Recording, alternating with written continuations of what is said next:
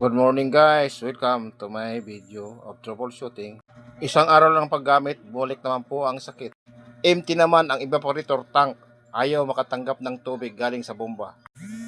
Hindi na talaga siya madala sa hilot, kaya hospital na ang landing. General operation na ang water pump.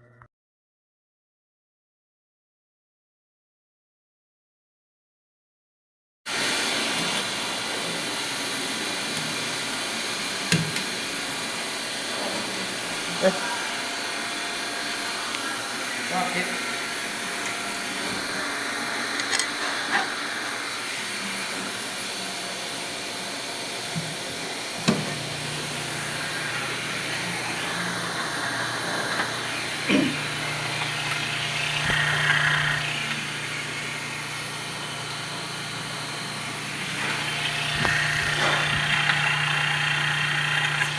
Sa pag-double check ko at pag-analyze, yan po pala ang bomba. Isa pa itong maliit na pump motor.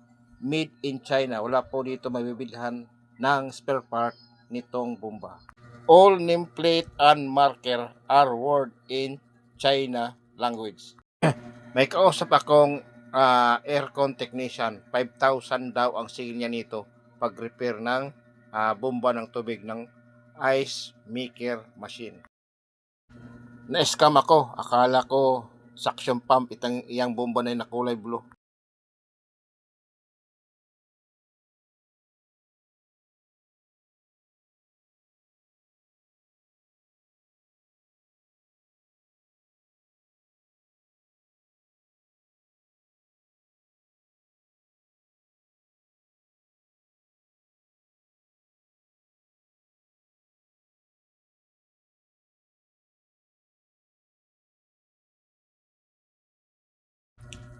Ayaw magsuyop, talagang hindi talaga yan water pump.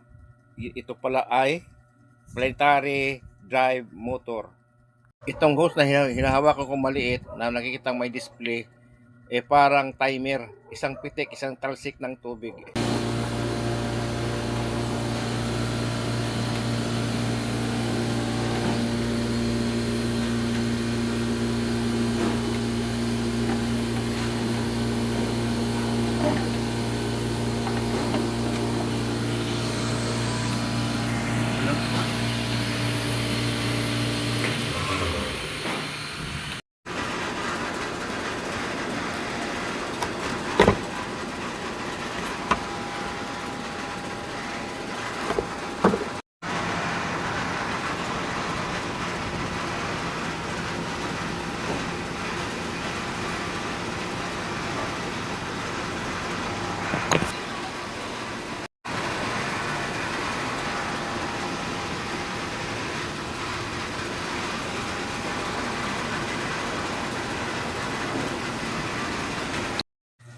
Yan po ang resulta ng reading. Nagkakaroon ng resistance. Coil 1 and coil 2 to ground. Yun, nagkakaroon ng reading. Ayan. Pag nahawakan yung tubig, naunguryente. Kaya ang resulta niyan ay dalhin niya yan sa ospital. Ipa-rewind ang motor at gamitan ng special bearing puller. Kasi wala po akong special bearing puller.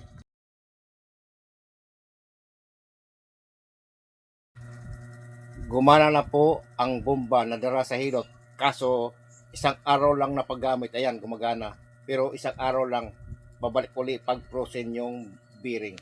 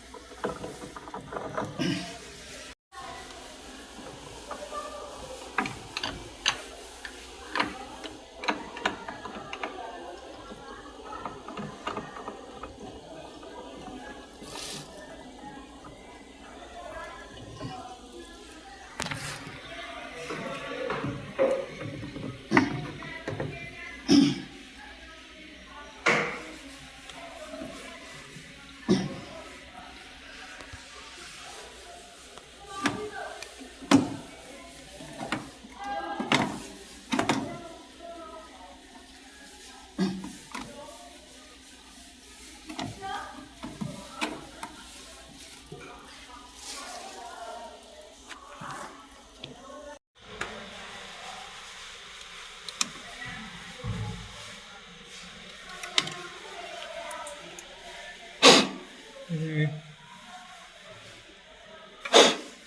ito lang. Ito lang.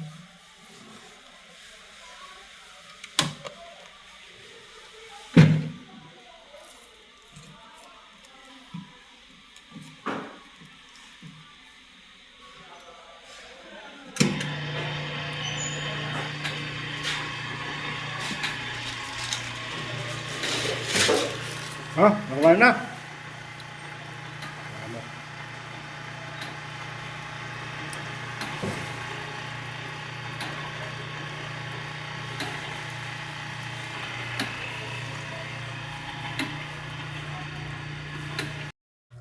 Ayun na po, tingnan nyo. Gumana na po yung bomba yan. Bibigay na po ng tubig sa tangke. Pagkatapos ko po mahilot.